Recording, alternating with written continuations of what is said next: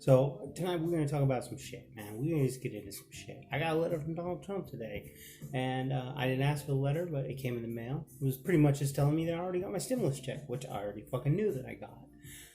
But it wasn't a big deal to me. I didn't really give a shit that I got a letter from him. It wasn't no big deal to me. But I get on Facebook, and I get on Twitter, and I see people are outraged. They're upset that he sent them the letter. Not from what it said in the letter, because this is what the letter says. Every citizen should take tremendous pride in the selfless courage and compassion of our people. America's drive, determination, innovation, and sheer willpower will have conquered every previous challenge, and they will conquer this one too. Just as we have before, America will triumph yet again and rise to new heights of greatness. We will do it together as one nation, stronger than ever before. President Donald J. Trump. Now, people are losing their mind. Not because of what the letter says. I don't think that anybody's disagreeing with what the letter says. Even, well, some of these people that don't want us to be a nation anymore and want to just like the globalist people. But the problem that everyone's losing their mind over, it's just the fact that he has his fucking name on it. They're that upset that he has his name on it, that they're actually bothering to tweet about it, bothering to make Facebook posts about the thing. They're making memes, trying to mock him for putting his name on it. Which brings me to the thing of, why the fuck do people keep putting their name on shit? Why is this such a big deal for politicians and businessmen and rich people in general to have their name on shit? I understand, you want to leave that fucking legacy and all that, but really, do you got a small dick? I mean, that's almost what it got to come down to. Like, why do you need your name on a stadium? Really?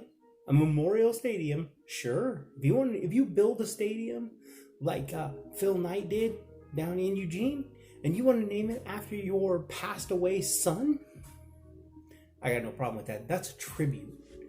That's great. You build something posthumously to someone, and you want to name it after them, of course. I don't see any problem with that. But people who are still alive and want to put their names on stadiums and buildings and libraries, I'm talking to you, Obama, and I'm talking to every president that ever wants to make a library while you're still alive. No. Just stop. Anyway, that's crazy. The mask, no mask debate in this country has gotten extremely fucking heated. And there's the extremists on both sides are way out of line.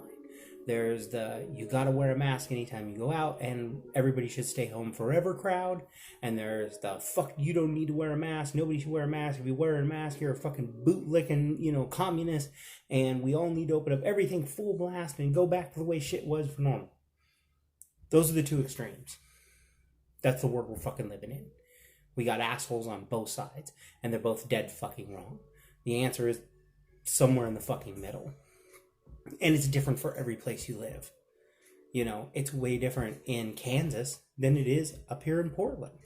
It's way different, in Montana than it is in New York. We know this.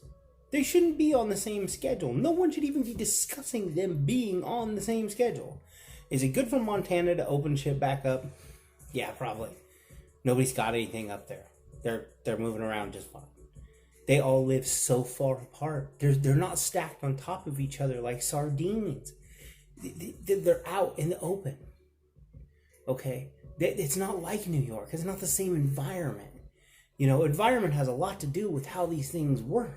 And if you put them in two separate environments, they act completely fucking different.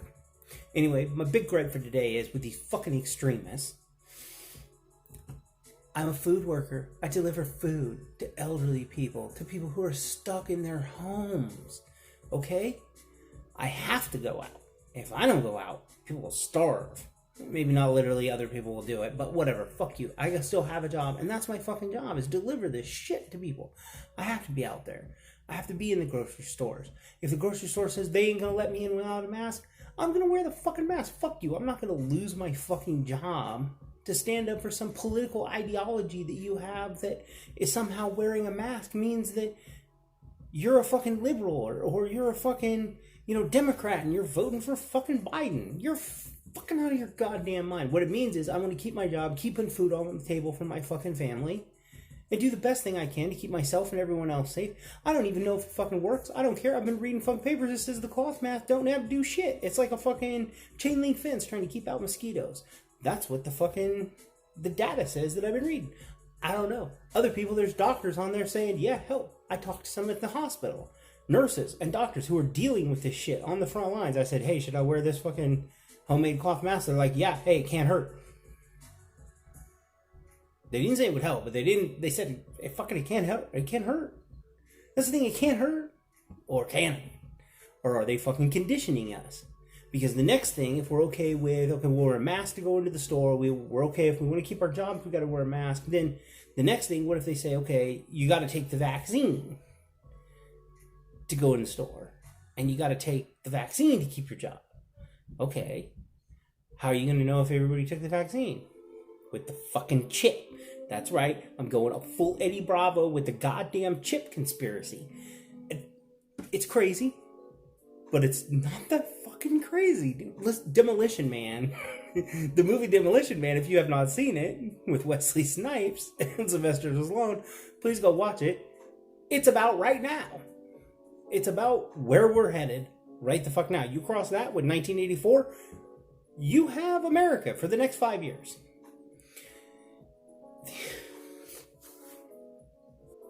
If they say you got to have the chip to prove you've had the vaccine to go in the store. They got to be able to scan your chipper. If your chip don't say you ain't been vaccinated, you can't go in the grocery store. You can't buy gasoline. You can't get a job. Holy shit. Are you going to take it? Or are we going to be outlaws? Are we going to be the fucking rebels? Is it going to be the chipped people who are still accepted in society and the anti-chippers who are now outlaws and rebels and we got to live under the ground in fucking tunnels and fight the resistance and steal food from McDonald's? That's what happens in Demolition Man. Anyway, but I mean, you see what I'm saying? It's not that far off. I mean, I don't believe that's what happened, but I can't argue a lot against it. Really, I can't. But the thing that got me today, here's my extremist on the right. Well, on the everybody should fucking not wear masks and act like everything's fine and fuck a lockdown side. Here's what these people did to me today. I'm delivering food to someone's home that they ordered while staying at home. They ordered out food from Jack in the Box. When I went to deliver the food, the guy was out on the porch. When I opened the gate to go in, he goes, "You can't come on my property if you're wearing that mask." I always put on the mask when I get out of the car to go up to people's door because it makes customers feel more healthy. It makes them feel safe. That's fine. I deliver mostly to elderly people. I want them to feel comfortable as I hand them their shit. It's the only contact I'll hopefully have with them. I know my hands are all over the shit. I'm not wearing fucking gloves. It doesn't make it's not protecting them, but it makes them feel better. Makes them feel better, makes me feel better. Fuck it. That's all that matters. And it ain't nobody's fucking business to tell me what I can do and what I can't do. If you don't want to wear one, don't fucking wear one. But you're gonna call me some kind of fucking asshole for doing it. Fuck you. Fuck you. He tells me I can't come on his property if I don't wear this. I say, hey, man, I just want to give you the food, man. He's like, no, don't come on my property. I'll file a complaint if you come on my property with a mask on. I'm not one of those people. I'm not going into that. You're a government shill. No, he called me a government operative. Then he called me a bootlicking shill. This dude has been on way too many libertarian sites, getting up way too much jargon, and has no fucking idea what he's talking about. So, I'm gonna get a fucking complaint filed against me because I put his fucking shit right there in his garbage can next to the fucking curb, and I turned around and I walked off and left. Nobody called me yet, so maybe he realized he was being a fucking asshole, and he ain't gonna do nothing. I don't know. We'll see. I might get fired tomorrow. It's a possibility. In the spirit of the show, we're going to talk a little bit about this travesty that was the Joe Rogan fucking fight companion last night. It was ridiculous. It was 4 hours of Joe Rogan being the only person that was semi-moderate. Now, Brian Callen was a little bit moderate. Joe Rogan was the only really moderate person. Brendan Schaub was full on fucking Trumpaholic mode, straight right wing, fucking everything. Fuck a lockdown. I don't believe anything about anything. The virus was never there. And then fucking Eddie Bravo. Oh my God, Eddie Bravo was in full form. Full conspiracy form. The full chips, the aliens, the fucking... He brought up everything but flat earthers.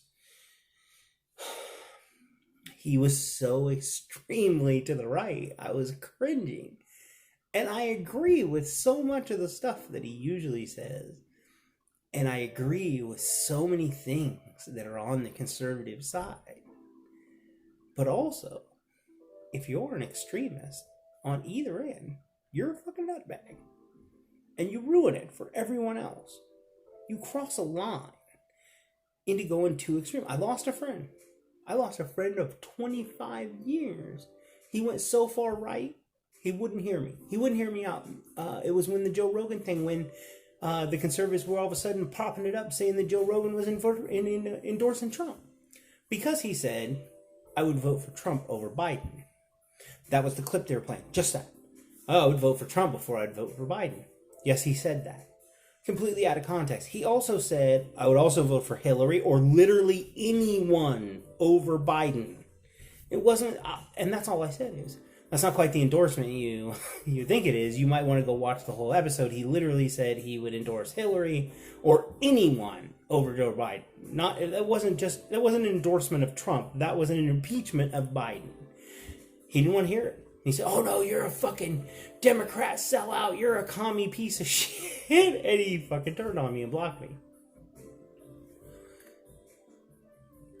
25 years. 25 years this man's been my friend. I know this is a good man. This is a good dude who pulled himself up and got a good job and made a good life for himself.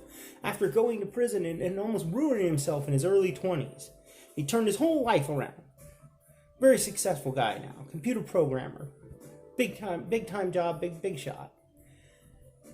But politically, for some reason, he's stuck in this black and white, I'm right, and everything that isn't completely in agreement with my narrative, you are dead wrong, and you are the exact opposite of me, and you are completely evil. There's no negotiation. There's no give to these kind of people. And I know people on the other side. Leftists. People who... I'm not going to name names, but I have people on that side too that I argue with constantly where I'm calling them communists because they're so far left, so far to the socialist side that I feel like I have to try to pull them back to the right. Even though I agree with half the shit they're saying. But they're so extreme, I can't be on their side because half the shit they're saying is crazy. But so are half of the shit my other friends are saying.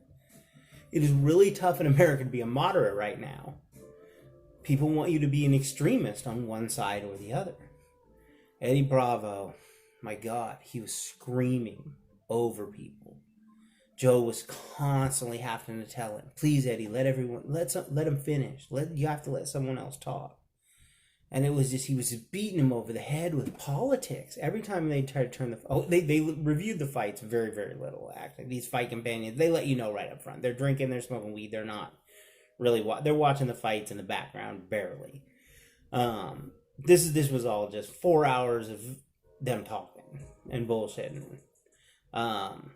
Maybe like 45 minutes of it is actual commentary on the fights. But Eddie was just, every time someone would be trying to talk about the fights or talk about something fun, Eddie was right back in with the politics, right back. Do you know what else they're doing to Trump? And he was right. He's talking about the mainstream media. He's talking about the deceptions, the lies, the way they're twisting everything around. Everything is Trump's fault, yada, yada, yada. The shit that is his fault, they did double down on the blame. The shit that isn't his fault, they find a way to blame him anyway. That's how the news works. That's how we know we can't trust mainstream media in America. I think most people know that. But then I meet so many people, and there's so many people online that are just directly quoting CNN and like reposting their shit and retweeting it from other people who are posting from CNN and like mainstream media and stuff that is so easily fact checked and so easily proven wrong, and so easily wrong if you just have a little bit of common sense. You can read and be like, that's not right. Or if you actually watched a press conference and you actually watched what was said, then you wouldn't have to be confused by misleading fucking quotes that they take out of context. You would have seen what was said. You would see what was said directly. And then when they did it, when they lied and they spun it, you would go, holy shit, I watched that. And that's not what happened. That's how I broke it. That's how I got pulled out of it. I was watching press conferences and I was watching what the people were saying. And they were saying that there was roving crowds stopping traffic up here and blocking the roads. And they were right out here. And they had this film footage of these crowds. And they were saying at 12 o'clock today during the lunch, they had these streets blocked. I was making deliveries on those streets to restaurants right there.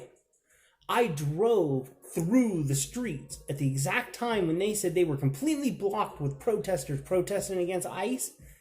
I was driving a 16-foot refrigerated box truck up and down those streets, making deliveries. All during that time was on my route. I don't know where they got that footage from, but it wasn't down there, and it wasn't around 12 o'clock on that day. And then I just realized that they were lying all the fucking time. And they've been lying to us all along. They've been lying to us our entire lives. They were lying to our parents their entire lives. They were lying to their parents.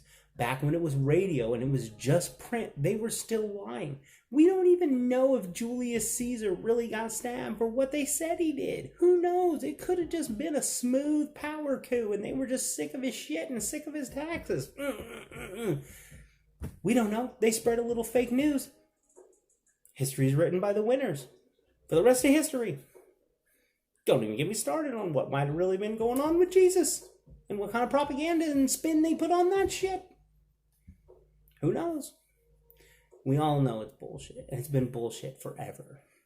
Oh, by the way, in the news, just in case you were caught up with all this fucking virus and pandemic and end of the world, the government admitted to UFOs.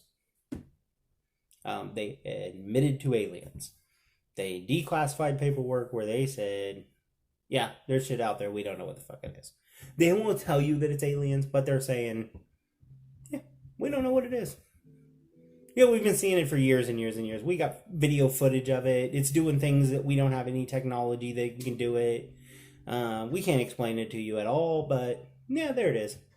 Take your mind off of the lockdown. There's aliens. And the government has known about it for years. So, there's that. Well, you guys, we got to get this shit together. I mean, you can't be on the mask lawn, and you can't be, mask always, and everyone must stay home, and everything stay closed forever, and you can't be on the never wear no mask, fuck you, I'm not doing it, and everything should be open full board. We want to go back to the bars and start drinking. Depends on where you are. If you're in fucking rural Montana, that's not a bad thing. I think you're okay. If you're in fucking New York, like these idiots that were out there today, not a good idea. They're violating the lockdown, straight protesting it in New York. And it's not the Republicans, it's not the Trump supporters, it's not the right-wing rednecks out there. These were Wall Street dudes. These were Manhattan yuppies. Yeah, violated. They don't care. Fuck that lockdown. They're tired of staying inside. They're not trying to violate it for the actual reason that they want to go to work and actually provide for their family or anything, but they want to go out to the bars and drink and socialize and stuff like that. Which, fuck it, the bars need to open. I know bartenders that are struggling right now. Struggling. You work part-time at 3 or 4 places, and now all of that's gone. You were hustling, barely getting by as it was. Man, I feel it. I've been able to go out the whole time. I've never been stuck at home. I wasn't on lockdown. I've been an essential worker. I'm out working every day. Shell's out working every day. She was an essential worker. She works for glass recycling. For some reason, they got to make medicine bottles and shit. Glass is essential right now. So we never had to stay home. We didn't miss no paychecks. We didn't, you know what I'm saying? I'm actually busier than I've ever fucking been. I'm making more money now than I've ever made doing this. So we don't feel it, but I feel the pinch of the liberty. Even though I'm not locked down with everybody, I'm feeling the pinch of the liberty. I see the infractions on our civil rights. I see it. I see lockdowns extending out for endless periods. I see government power grabs in these districts. I see it. but it's not happening to me, but I see it, and I want to be on that side too, because they're right. We can't let that happen. For sure, we can't let that happen. Like I said, we accept the mask, then we accept the vaccine, then we accept the chip. We're in China. Welcome to China. That's what they do there. That's where Bill Gates has got the idea. So, what do we do? Is that it? What do we do? When are we rising up? What do we do?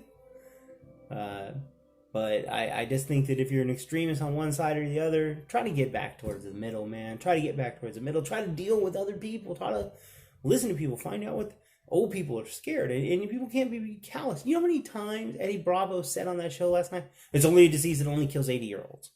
It's just a disease. Only kills 80-year-olds. 80 and up. 80 and up. You know how many times they said that and how fucking wrong that is? But still, even if it only killed 80-year-old people, so what, 80-year-old people are dead? You get triple prison time if you kill an 80-year-old person. It's a fucking extra crime. They give you an aggravating factor for it. It's extra bad to kill old people.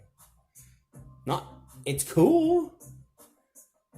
I mean, I'm out of here. This has been another episode of The Bald Corner. We'll get back at you soon. Peace.